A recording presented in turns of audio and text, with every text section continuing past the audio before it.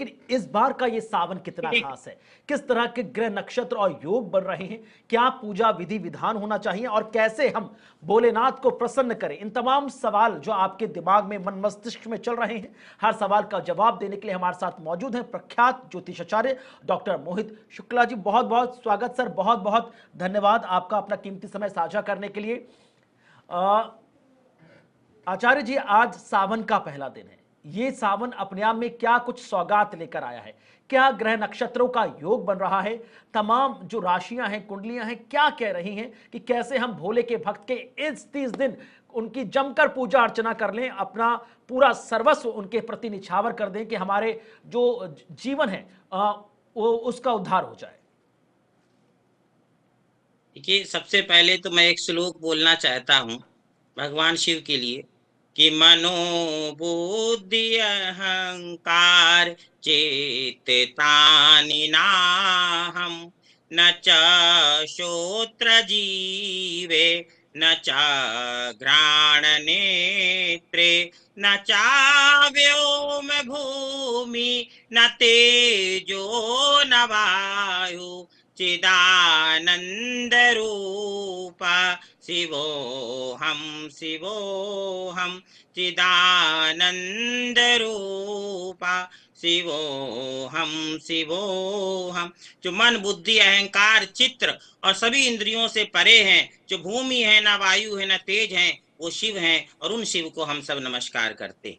तो ये श्रावण मास की सभी को बहुत बहुत शुभकामनाएं देते हुए मैं श्रावण का महत्व भी 2 पंक्तियों बता दूं कि आज के दिन से भगवान शिव और पार्वती की आराधना विशेषकर की जाती है और शिव पार्वती की आराधना से जो वैवाहिक जीवन दाम्पत्य जीवन सुखमय होता है और जिन कन्याओं का विवाह नहीं हुआ वो जब शिव की आराधना करती हैं तो उनको बहुत श्रेष्ठ वर की प्राप्ति होती है। और इसी प्रकार से जो पुरुष जिनका विवाह नहीं हुआ वो जब भगवान शिव पार्वती की आराधना करते हैं तो उनको अच्छी सुंदर और सुख देने वाली पत्नी की प्राप्ति होती। तो अब इसी के साथ में ये भी बता देता हूँ कि जब समुद्र मंथन हुआ, देवासुर संग्राम के बाद कोलाहल नाम का विष उत्पन्न हुआ, तब लोक कल्याण के लिए, क्योंकि उस विष से तीनों लोकों में हाहाकार मच गया, तब भगवान शिव ने, विष्णु जी ने भगवान शिव से आग्रह किया कि हे प्रभु, अब आप ही संसार को बचा सकते हैं। तब भगवान ने लोक कल्याण के लिए उस विष का पान कर लिया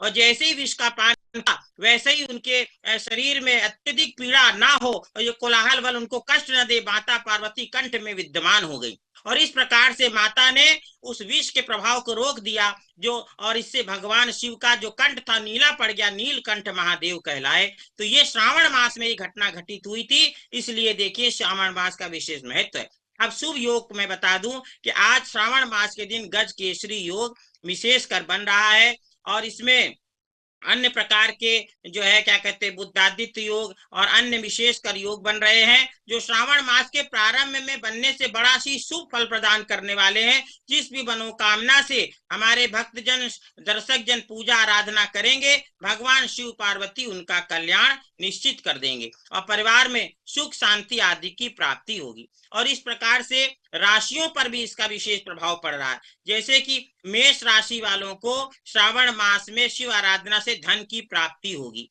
वृष राशि वालों को सुख और शत्रु के नाश होगा, मिथुन राशि वालों को धनागमन होगा और कर्क राशि वालों को जो दुख हैं वो समाप्त हो जाएंगे, सिंह राशि वालों को धर्म की उन्नति होगी, धर्म में वृद्धि होगी, आध्यात्मिक बुद्धि चेतना बढ़ेगी, आध्यात्मिक विकास होगा। कन्या राशि वालों को सुख और लाभ की स्थिति बनेगी। तुला राशि वालों को शिव की आराधना से जो विपत्तियां चल रही हैं उन विपत्तियों का नाश हो जाएगा। वृश्चिक राशि वालों को जो शोक है वो शोक की समाप्ति होगी शिव और पार्वती की आराधना से। इसी प्रकार धनु राशि वालों को जो शत्रुओं से पीड़ा हो रही है वो शत्रुओं का संहार होगा, इस प्रकार शिव से प्रार्थना करें। मकर राशि वालों को संतान सुख में वृद्धि होगी, कुंभ राशि वालों को धन लाभ होगा और मीन राशि वालों के जो पैसे रुपए रुके हुए थे वो जल्द प्राप्त हो जाएंगे। इस प्रकार से 12 राशियों का जो प्रभाव है ग्रहों का वो मैंने आपको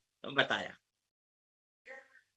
भोलेनाथ इतने भोले हैं कि आप बस एक लोटा उन पर जल ही अर्पित कर दें तो वो आपके मुरीद हो जाते हैं, आपकी हर मन की मुरादें पूरी करते हैं। तब भी जब सावन का पवित्र महीना चल रहा है, भोलेनाथ की जब पूजा विधि की बात आती है, किस तरह अपनी पूजा विधि को बदले बाकी दिन के मुकाबले, ताकि भोलेनाथ की और असीम कृपा हम पर बरसे?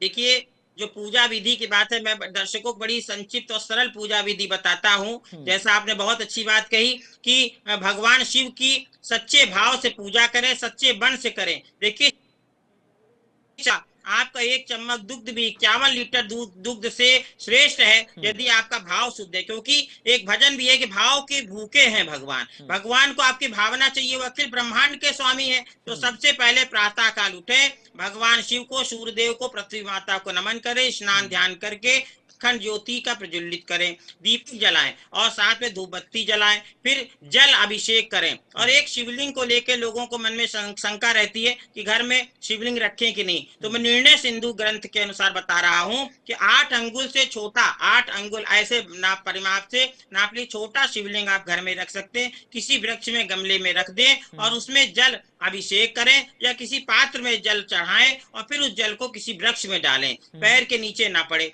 और उसके बाद जो है बिल पत्र अवश्य भगवान शिव को चढ़ाना चाहिए, क्योंकि बिल पत्र चढ़ाने से 3 सतोगुण, रजोगुण, तमोगुण, त्रिगुण का परिचायक है। ये बिलपत्र ब्रह्मा विष्णु महेश का परिचायक है।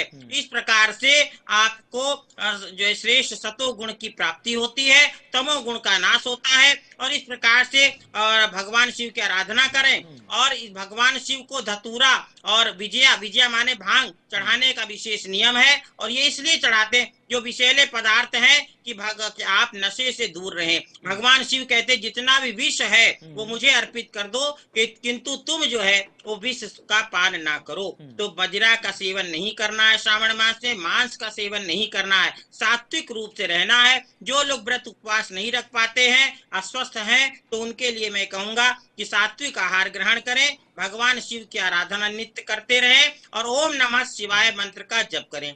जिनको स्वास्थ्य संबंधी समस्या है वो महामृत्युंजय मंत्र का जप करें। ओम त्र्यंबकम यजामहे सुगंधिम पुष्टिवर्धनम उर्वारुकमिव बंधनात् मृत्योर्मुक्षीयमामृता।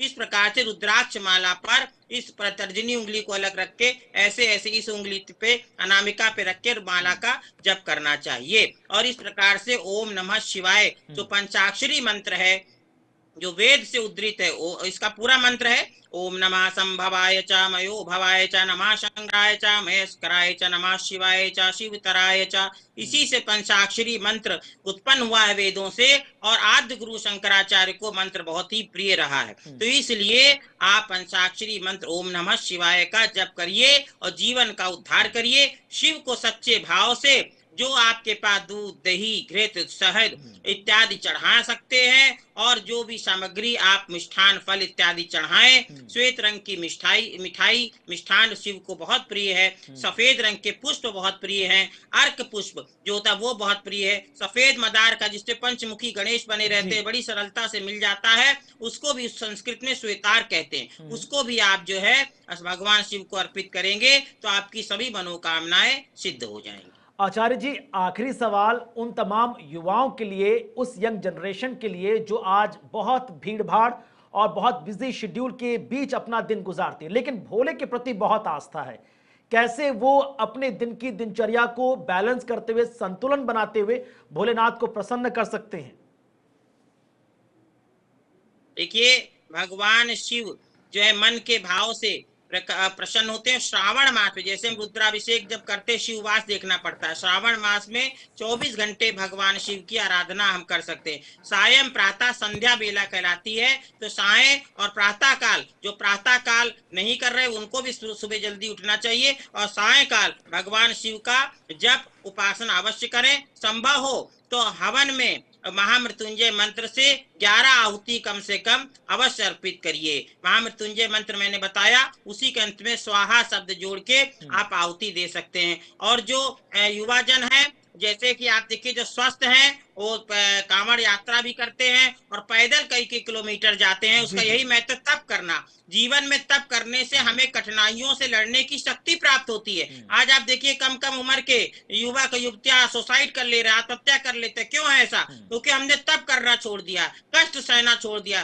थोड़ा भी कष्ट जीवन में हमारे आता है, हमारा मन विचलित हो जाता है। और माता पिता की सेवा करिए। माता की सेवा से चंद्रमा मजबूत होता है, पिता की सेवा से सूर्य मजबूत होता है। क्योंकि सूर्य जो है वो आत्मबल देता है और चंद्रमा जो है मनोबल। और यश भी जीवन में सूर्य की कृपा से ही बढ़ता है। तो अगर चंद्रमा सूर्य आपको अच्छा करना है तो माता पिता को वृद्धाश्रम में नहीं छोड़ना, उनकी सेवा करनी है। यही संदेश आपके चैनल के माध्यम से मैं सभी दर्शकों को देना चाहता हूँ। देखिए गणेश जी ने भी शिव पार्वती की परिक्रमा करी तो वो जो है कार्तिकेय से श्रेष्ठ कहलाए, देवताओं में श्रेष्ठ पद प्राप्त कर लिया। तो श्रावण मास में हमको ये संदेश प्राप्त करना चाहिए कि जैसे शिव पार्वती गणेश कार्तिकेय हैं वैसे ही हम सबका परिवार हो और हम वही घर है जहाँ सब लोग मिलके सुख शांति प्रेम सौहार्द से रहते हैं। और आज के युवाओं को यही संदेश मैं देना चाहता हूँ कि जो पहले हो गया वो हो गया। आपको अपने माता पिता को देव तुल्य भगवान तुल्य मान के उनकी सेवा करनी है। वेद में मंत्र आया है कि जो फलों का रस पकने लगे ऐसे पके हुए फल माता पिता को अर्पित करो। अर्थात कहने का मतलब है अच्छे से अच्छा पदार्थ देकर माता पिता की सेवा करनी चाहिए। आज के समय में इसी संदेश की समाज को आवश्यकता है।